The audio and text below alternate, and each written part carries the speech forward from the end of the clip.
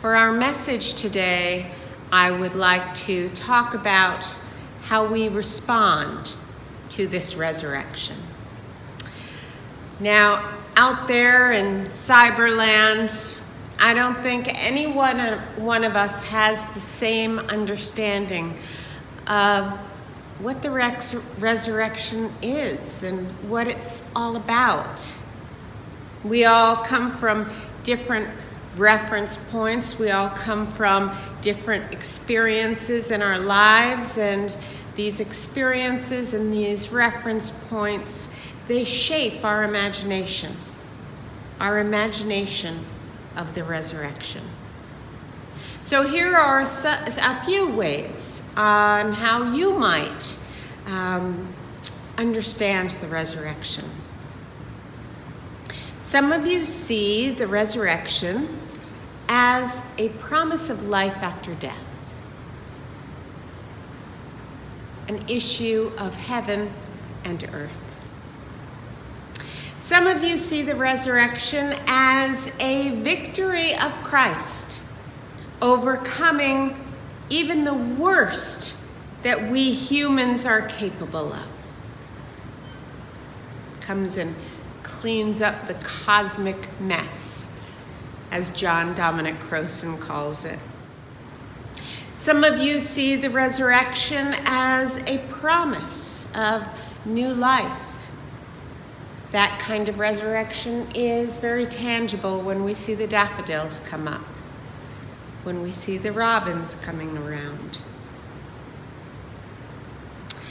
Some of you see the resurrection as proof of Jesus' divinity. If he hadn't risen, he'd just be another person. But he was risen, he rose. So that means that he is in part divine. Some of you see the resurrection as a fairy tale, something that is just merely made up in order to share a moral of the story. Some of you simply do not know what to think about this whole resurrection story, and so therefore you don't think much of it at all.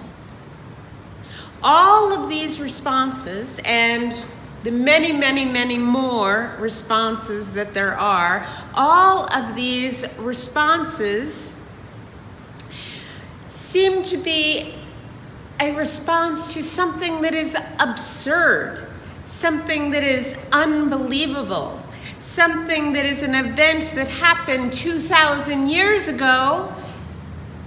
And all of these responses that I have just named are legitimate. Whatever one it is that you believe, every single one is legitimate. Because wherever we are, regarding our thoughts and our beliefs about the resurrection of Jesus Christ, wherever we are, it is okay. It is more than okay.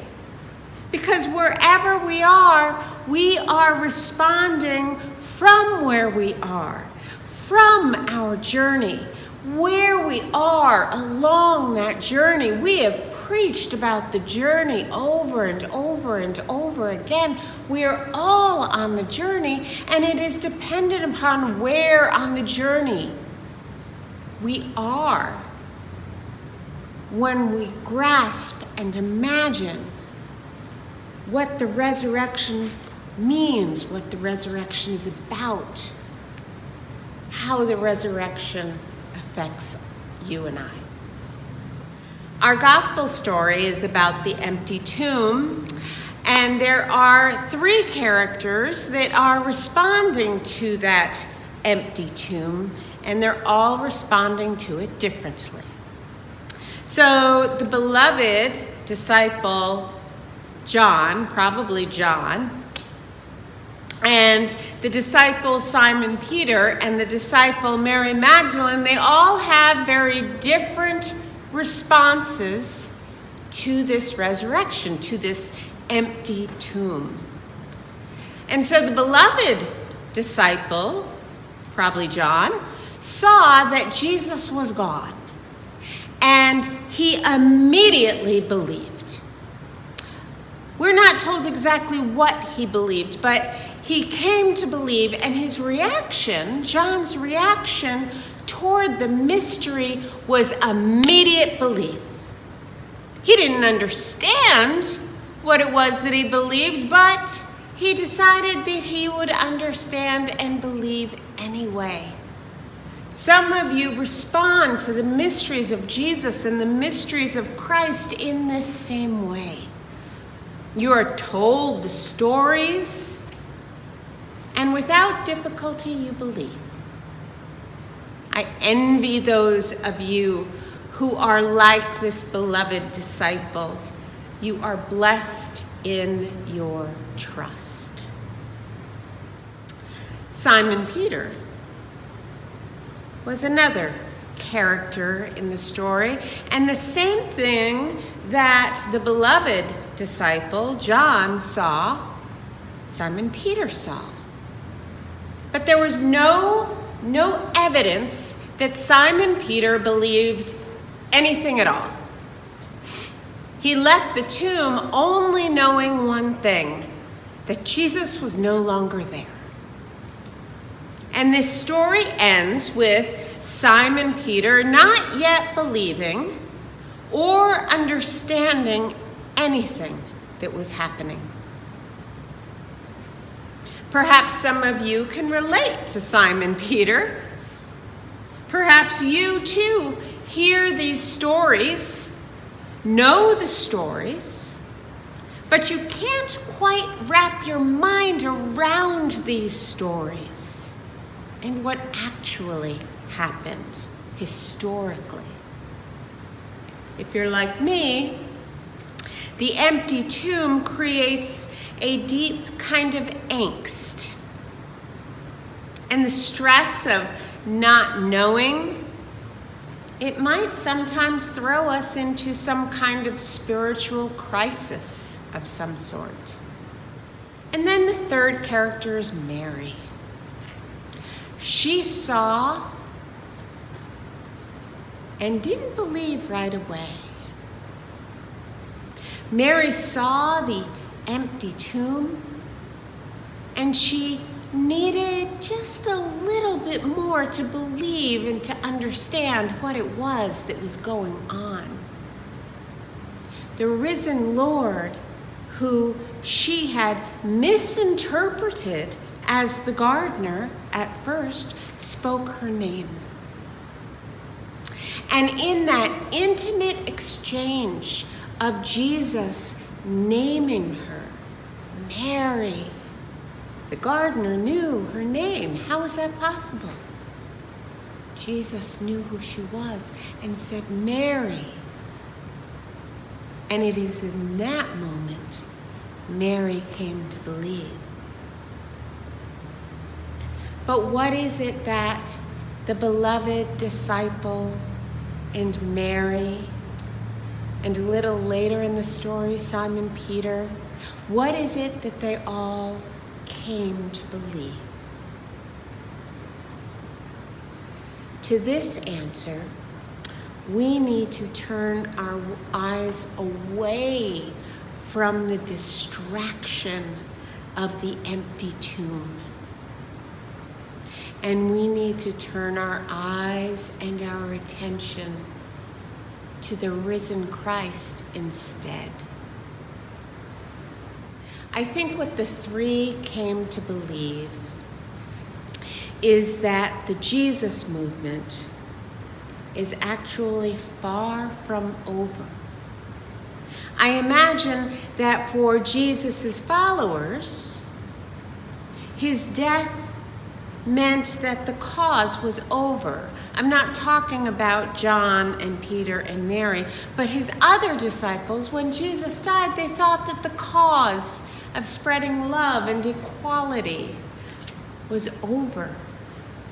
I imagine the disciples who were hiding out in that upper room, fearful that they would be the next to be crucified, hid out, wondering, what was going to happen, who was going to save them from the Roman occupation. I imagine that the disciples didn't know how to turn the world upside down the way their teacher and leader taught them to. With Jesus gone, how can the Jesus movement go on? How would the Jesus movement go on? I assume that they were all ready to go back to their families and their vocations and pick up their lives where they had left them off before this radical leader had come along to claim their lives and say, "Hey, follow me." I imagine that the disciples and all of Jesus' followers felt in some way like the work of Jesus Christ was over. Their leader was gone, there was nothing to be done, and the movement was dead. But is it? With the risen Lord interrupting our sorrow, we are given hope. We are given hope to continue the Jesus movement, living in a way that Jesus taught us to live. The risen Lord kind of interrupts our daily lives, and the risen Lord reminds us that God has work to do. And God has that work to do, and He wants us to do it. God has work to do through you and me. The cross may have brought Jesus, His incarnation, to a close.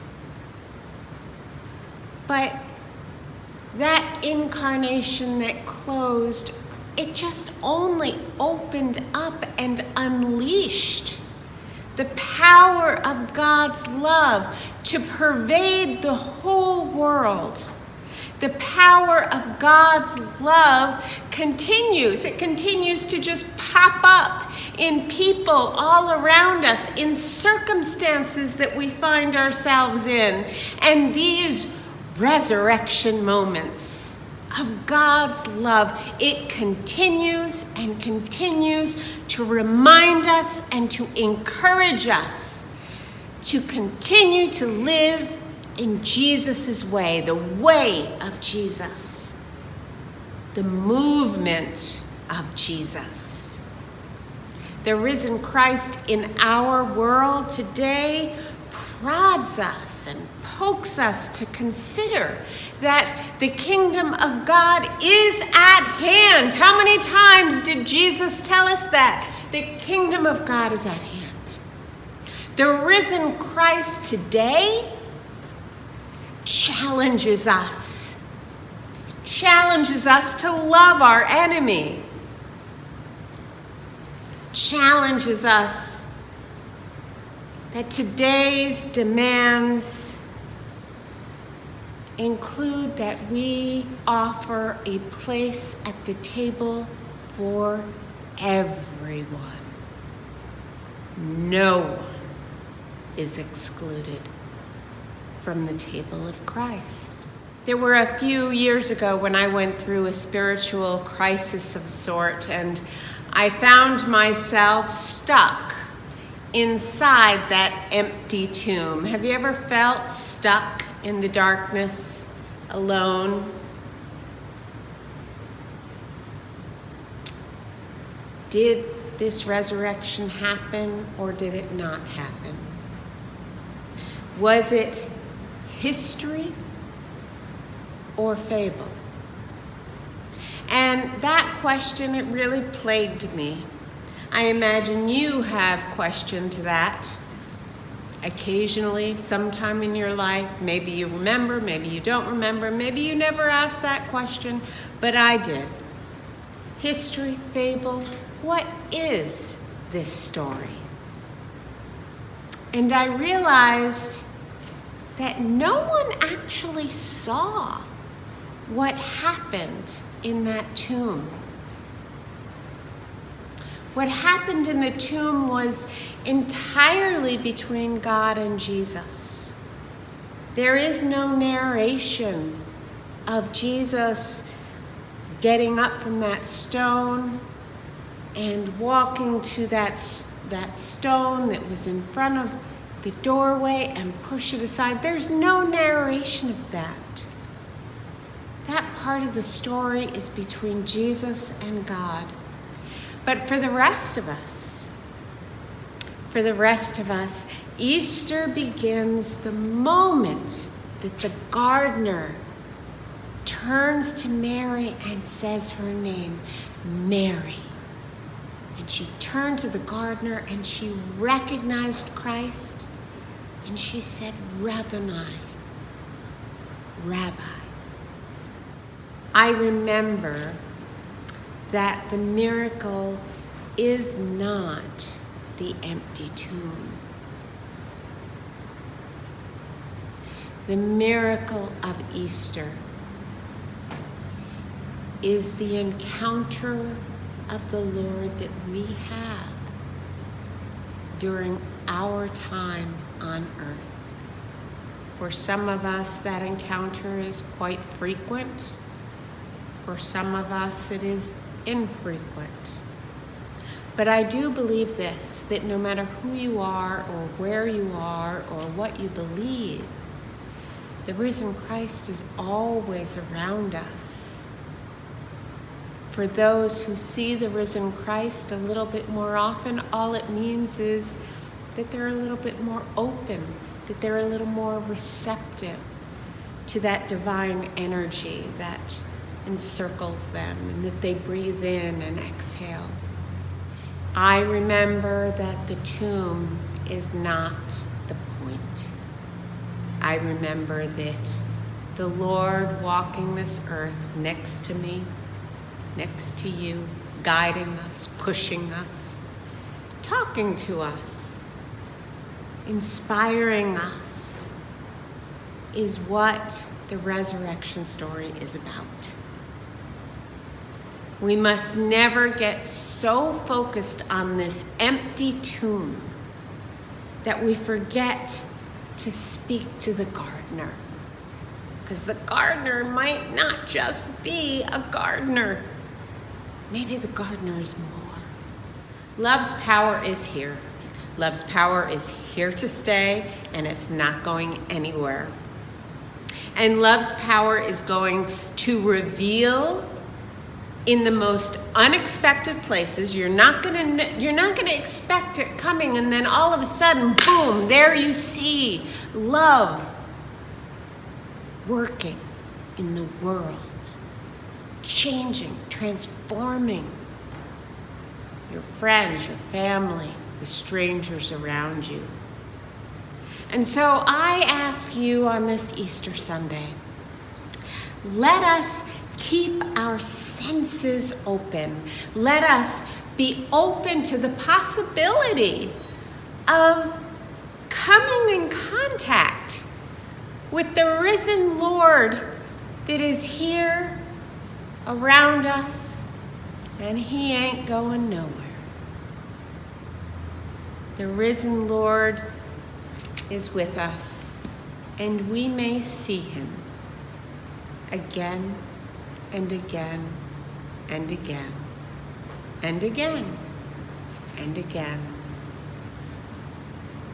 Let us forget about the empty tomb and seek the risen Lord. Amen and